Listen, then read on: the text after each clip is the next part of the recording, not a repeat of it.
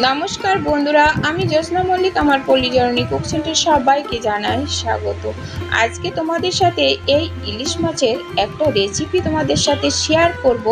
এর আগে তো ইলিশ মাছের অনেক রেসিপি দিয়েছি, কিন্তু আজকে দেখো একটু একেবারে পুরানো দিনের একটা রান্না তোমাদের সাথে শেয়ার করব। কচুরমুখী দিয়ে ইলিশ মাছের একটা রেসিপি, অসাধারণ খেতে হবে এবং একেবারে কম তেল মশলায় আমি এই রান্নাটা করব। তো তোমরা ভিডিওটা দেখো প্রথম থেকে শেষ পর্যন্ত, আশা করি তোমাদের ভালো লাগবে। দেখো, প্রথমে মাছটা আমি কেটে ধুয়ে পরিষ্কার করে নিয়েছি। আর এই যে দেখো, একটু মাছের পেটা হয়েছে, রেখে দিয়েছি আমি।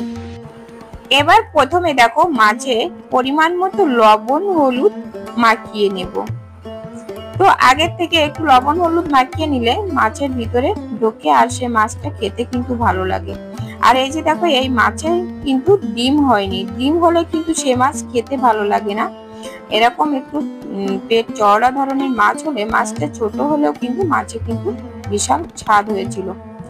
তো দেখো, লবণ হলুদ লাগিয়ে নিলাম। আর মাছের যে চোয়ালটা লেজাটা আছে, অন্য একটা রেসিপি করব।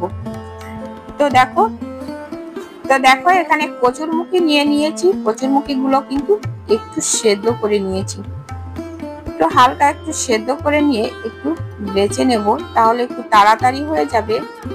সেদ্ধ করার আগে কিন্তু আমি এটা খোসাটা আমি ছুলে ফেলে দিই। তো সে ভিডিও তোমাদের সাথে শেয়ার করেছি যে কচুরমুখীর খোসাটা কিভাবে তোলা যায় সেদ্ধ না করে তাড়াতাড়ি। তো সে ভিডিওটা কিন্তু তোমরা দেখে নিতে পারো। তো আজকে এই যে আরেকভাবে দেখালাম, তোমরা চাইলে যেটা সুবিধা হয় সেটা তোমরা করে নিতে পারো।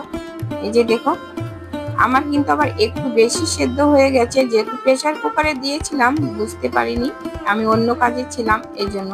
তো এত কিন্তু সেদ্ধ করা লাগে না, অল্প একটু হলে কিন্তু হয়ে যায়। প্রেসার কুকারে সেদ্ধ করার সময় কিন্তু একটা সিটি ওঠার সাথে সাথে গ্যাসটা বন্ধ করে দিয়ে হাওয়াটা বের করে দিয়ে তো সাথে সাথে বের করে নিতে হয়, তা না হলে একটু দেরি হলে কিন্তু এরকম নরম হয়ে যায়। তো দেখো, সব কচুরমুখী গুলো কিন্তু আমি একইভাবে সবগুলো বেছে নিয়েছি। আমি প্রথমে একটা মশলা তৈরি করে নেব। এর জন্য নিয়েছি দেখো 1 চামচ ধনে, 1 চামচ জিরে, একটু লবঙ্গ, দুটো এলাচ, 1 টুকরো দারুচিনি দিয়ে একটু ভেজে, হালকা একটু ভেজে গুঁড়ো করে নেব। বিশেষ করে কচুরমুখীর তরকারিতে এই মশলাটা দিলে কিন্তু অপূর্ব স্বাদ হয়। তোমরা যারা এখনো এই মশলা দিয়ে খাওনি তারা একবার হলে খেয়ে দেখো। আমি কিন্তু এখানে কোনো পেঁয়াজ রসুনের ব্যবহার করব না। অনেকে আবার পেঁয়াজ রসুন দেয় মাছের ঝোলে, আমি কিন্তু এই মশলাটাই দেব। এটা একটা বলা যায় কচুরমুখীর সিক্রেট মশলা। এই মশলাটা তোমরা একটু দিয়ে খেয়ে দেখো। আচ্ছা, মশলাটা এবার আমি নামিয়ে নিয়েছি। নিয়ে আমি এই কড়াইয়ের ভিতরে দেখো 1 চামচ তেল দিয়ে দিলাম। দিয়ে তেলটা দেখো গরম হয়ে গেছে। এই তেলের ভিতরে আমি মাছগুলো ছেড়ে দেব। সব মাছগুলো একে একে দিয়ে আমি মাছগুলো একটু উল্টে পাল্টে ভেজে নেব। তোমরা তো জানো আমার কাঁচা মাছ খেতে একদম ভালো লাগে না, মানে না ভেজে আমি রান্না করি না। মাছ সবসময়ের জন্য আমি ভেজে রান্না করি।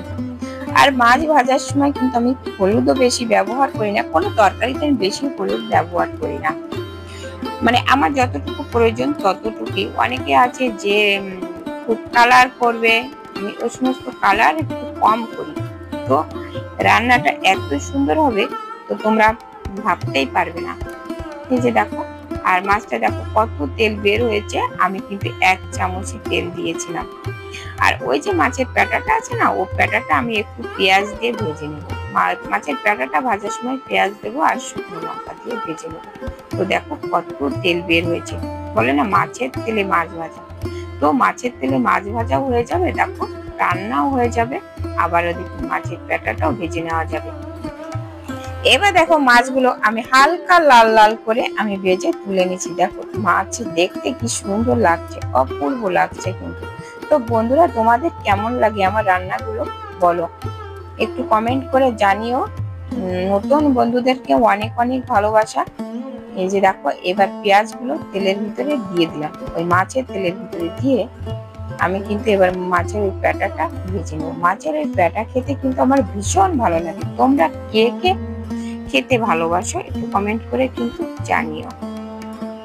এবার দেখো এর ভিতরে মাছের প্যাটা দিয়েছি আর লবণ, হলুদ আর শুকনো লঙ্কা দিয়ে আমি একটু ব্রাউন কালার হলে পেঁয়াজগুলো আমি ভেজে তুলে নিয়েছি। দেখো এই তেলের ভিতরে আমি আবারও দিয়ে দিলাম শুকনো লঙ্কা আর গোটা জিরে ফোড়ন।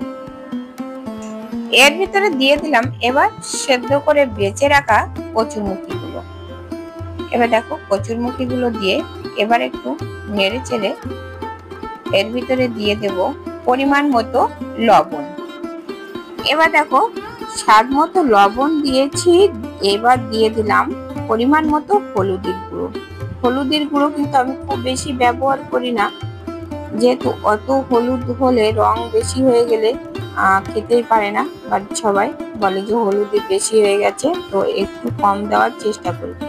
এবার দেখো কচুরমুখির সাথে দেখো একটু নেড়ে চেড়ে নিয়ে আমি এখানে দিয়ে দেবো পরিমাণ মতো জল।